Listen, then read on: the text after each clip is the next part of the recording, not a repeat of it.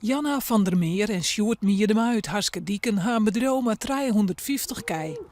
Maar zijn beiden waren ze uitnodigen van een studiereis naar India over dwars een borkje.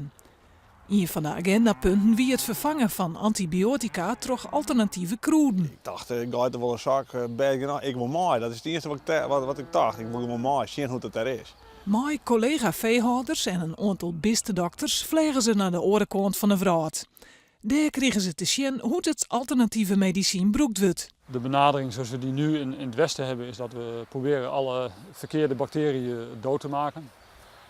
En de benadering vanuit India is eigenlijk anders. We proberen eigenlijk het dier te ondersteunen in zijn weerstand, zodat hij zelf die infectie de baas kan.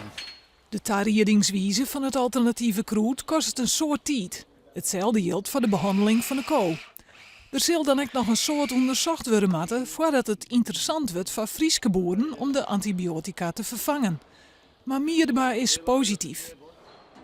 Wij denken maar kruiden en iets rustiger aan, dat is gezondere kei heeft. Maar dan bewijzen ze eigenlijk in India dat zelfs een ziekenkoop beter met je kerst met kruiden.